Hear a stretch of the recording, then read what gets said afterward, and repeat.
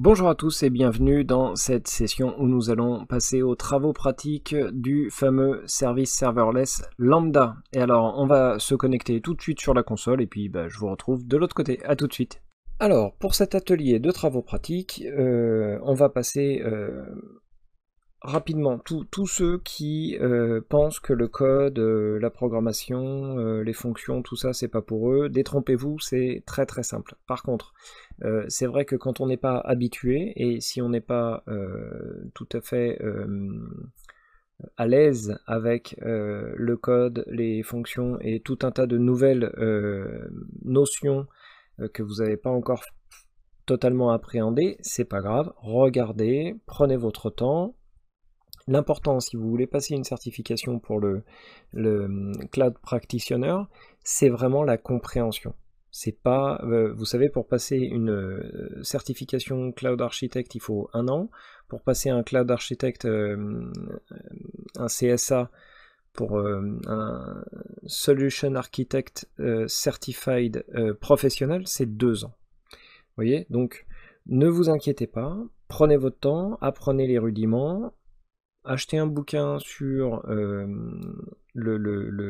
comment passer sa certification développeur, SysOps ou architecte solution et prenez 6 mois pour petit à petit découvrir les fonctionnalités, les services et tout ce qui est possible de faire. Donc voilà, ceux qui se sentent un peu plus à l'aise, de toute façon je vous mettrai dans les ressources les liens directement vers les formations Amazon, puisque en fait les travaux pratiques qu'on va réaliser aujourd'hui, c'est très simplement un exercice de redimensionnement d'images en fonction des images qui sont déposées dans un compartiment S3. Alors, pour donner les droits entre Lambda et S3, vous êtes d'accord qu'on va utiliser un rôle puisqu'on a affaire à 2 services. Alors, pour ce faire, on va directement aller dans IAM. Dans IAM, on va aller dans Rôle. Dans Rôle, on va créer un rôle. On va sélectionner le service Lambda comme origine. On va lui donner une autorisation. L'autorisation, on va aller la chercher dans S3, on va sélectionner un accès complet à S3, on va faire suivant, et on va pas lui donner de clé, et on va faire vérification, et on va lui donner le rôle, et on va pouvoir l'appeler lambda S3 full access, par exemple. Vous pouvez vous l'appeler lambda S3 admin. D'accord ? Donc, créer un rôle, et ça y est, vous avez votre rôle qui est créé. Ensuite, vous pouvez vous rendre dans Lambda. Alors moi, je vais supprimer une fonction que j'avais précédemment. Et vous allez, étape par étape, créer votre créamine à vous. Alors, créamine, c'est pour création de miniatures. C'est-à-dire que là, en fait, dans notre entreprise, on a un site web avec une application derrière, une application mobile liée à l'application web, et quand les utilisateurs déposent des fichiers ou prennent des photos, ils sont déposés dans leur compartiment S3, et du coup on doit générer des miniatures à partir de toutes les images. Donc je vais vous montrer le code en Python qui est relativement simple. Rassurez-vous, on n'a pas besoin de l'écrire, ça fait partie d'un blueprint fourni par Amazon, donc les blueprints ce sont des collections de fonctions déjà préétablies. Après, c'est simplement pour vous montrer comment ça fonctionne, libre à vous de développer vos propres fonctions pour réaliser justement ce que vous voulez avec. Alors voilà la fonction, donc je vais peut-être pouvoir, je suis pas sûr, je voulais la grossir un peu, mais manifestement c'est pas possible. Donc voilà, en fait la fonction c'est resize image. Donc elle doit prendre une image à partir de son chemin. Elle doit la mettre dans la fonction image et avoir la fonction de miniature et la fonction de sauvegarde dans le chemin une fois que ça a été redimensionné. Donc, pour réaliser cette fonction globale qui va être appelée par la suite, en fait, on voit qu'il va aller dans le bucket, enregistrer en fait le contenu du bucket bucket S3, il va télécharger dans un fichier, un sous-dossier temporaire, l'intégralité, puisqu'on voit que c'est un for record in event, donc on voit qu'en fait c'est une boucle, et il va télécharger l'intégralité des images qu'il y a dans ce chemin. Il va exécuter la fonction derrière et il va nous les renvoyer dans le sous-dossier redimensionné. Donc, à la fin de cette boucle, il y a les commandes, et les commandes, c'est va télécharger les fichiers du bucket, redimensionne les images qui sont dans le chemin de téléchargement, puis il va falloir les recopier dans le chemin d'upload, donc dans l'autre client, dans l'autre sens, c'est-à-dire que d'un côté il va télécharger les fichiers, il va les redimensionner, puis il va les retélécharger, et ensuite, voilà, la dernière commande, c'est ça, c'est de faire l'upload dans l'upload path, qui veut dire le chemin de téléchargement, mais dans l'autre sens, en fait, de téléchargement montant, en fait. Et voilà, une fois que c'est redimensionné, hop, alors pour ce faire, il a besoin de fonctions, il les importe, puisque cela fait partie de librairie, et ce fichier s'appelle en fait create thumbnails, qui veut dire justement créer des miniatures, des petits timbres, .py, donc py pour Python. Alors en fait cette archive Python fait partie d'un fichier zip qui fait 13 mégas, donc je vous mettrai l'URL en ressources, et vous allez tout simplement dans Lambda lui dire voilà ma bibliothèque de fonctions, et voilà en fait comment on va l'utiliser. Donc, moi j'ai déjà créé la fonction, mais je vais vous accompagner pour la créer. Vous allez créer à partir de 0. Vous allez l'appeler comme vous voulez, idéalement underscore créamine, ou alors vous allez pouvoir l'appeler création de miniature, comme vous voulez. Vous allez, donc je vais recréer une CM2. Je vais utiliser la librairie Python 3.7, mais voyez, on pourrait utiliser du .NET Core de Microsoft, on pourrait utiliser du Node.js, on peut utiliser du Python, du Go de Google, du Java et du Ruby en 2.5. Donc vous voyez, vous allez pouvoir exécuter du code. Alors il faut quand même savoir que vous avez absolument aucune architecture à administré, hein. Tout est géré par AWS. Donc ici vous allez donc sélectionner, choisir ou créer un rôle d'exécution, et comme on l'a vu, on va utiliser un rôle existant puisqu'on a créé un rôle qui s'appelle donc lambda S3 admin.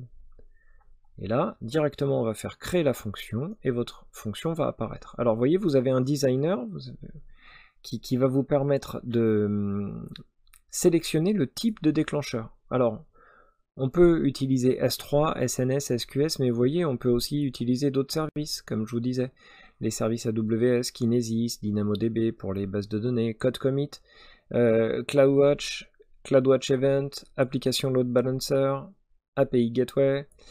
Et donc là, nous, on va sélectionner un S3, et dans ce S3, on va descendre un petit peu, il nous dit « Configurer votre déclencheur ». Donc, c'est assez visuel. On voit qu'ici on a notre fonction, ici on a notre déclencheur, et on va aller lui dire dans le compartiment. Alors moi j'ai créé le compartiment image 504. Il va falloir 2 compartiments dans votre région S3. Voici de mon côté ce que j'ai créé. Donc on sait que quand on crée un compartiment, ici on sélectionne la région, d'accord? Donc surtout, souvenez-vous bien, vous devez être dans la même région du service lambda que la région de vos compartiments S3. Donc moi j'ai créé image-504, vous savez bien que les compartiments doivent avoir un nom unique, puisque c'est un service global, étant donné qu'on va les appeler par URL. Donc tout simplement, je l'ai appelé image 504 et image 504 resized pour image redimensionnée. Donc vous allez trouver, voilà, vous n'avez pas besoin de faire des compartiments publics, vous allez simplement créer un compartiment, vous l'appelez Toto 1, Toto 41, vous faites suivant, là vous touchez rien, là vous touchez rien, là vous touchez rien, vous créez le compartiment, et voilà. D'accord? Ça se... Donc moi je vais le supprimer, c'était simplement pour vous montrer. Mais dans l'idée, vous n'avez pas du tout besoin de vous... Alors idéalement, vous allez quand même faire une petite remarque entre le fait qu'il y ait bien le resized à la fin. Hein, ça c'est quand même important. Donc le paramétrage de notre déclencheur, eh bien on va dire que c'est dans image 504, que l'événement, ça va être la copie d'un nouveau fichier. Le préfixe, on ne va pas en mettre. On peut limiter à .jpg si on veut uniquement que nos utilisateurs utilisent des fichiers JPG. On peut dire dans l'application que les photos doivent être impérativement envoyées en JPG. On peut utiliser plusieurs autres paramètres. On n'a pas de limite, mais idéalement, vu que cette fonction est faite pour les images, on sait que le JPG est supporté, on va le limiter en JPG. Donc là, on va faire activer le déclencheur et on va cliquer sur ajouter. Donc désormais, on a un déclencheur qui est déposé. Donc notre déclencheur est paramétré. La suite des opérations pour vous, ça va être de cliquer sur votre fonction, d'aller sélectionner Python 3.7, charger à partir d'une URL, de copier votre URL. Alors je vous mettrai ça dans les ressources, vous inquiétez pas, de modifier le nom en utilisant bien cette valeur pour la fonction de création de miniature, et vous allez cliquer sur enregistrer. Alors ce qui se passe, c'est que comme moi je l'avais déjà fait, en cliquant sur tester, il risque d'exécuter le test complet. Personnellement, ça n'est pas le cas, puisque j'ai déjà réalisé un test. Et ce que je vous conseille, c'est de sélectionner, de configurer des événements de test. Alors, si ici vous n'avez pas déjà configuré la fonction pour l'action, l'événement de téléchargement dans un bucket S3, dans un compartiment, quand vous allez cliquer sur tester, il va vous ouvrir la même chose que si on clique sur configurer un événement de test. Donc, vous allez configurer l'événement téléchargement, puisque vous allez tomber sur créer un nouvel événement en fait, vous allez devoir lui donner un nouveau nom. Donc moi c'est l'événement upload que j'ai choisi. J'ai rentré dans le nom du bucket du compartiment le nom de mon bucket et son ARN dans l'ARN. D'accord? Il suffit d'aller dans S3 et normalement maintenant vous savez retrouver le nom d'un bucket et son ARN, puisque je vous l'ai expliqué dans les propriétés et les paramètres, puis de toute façon tout en haut il vous propose de vérifier. Voilà, je vous ai donné des petits indices.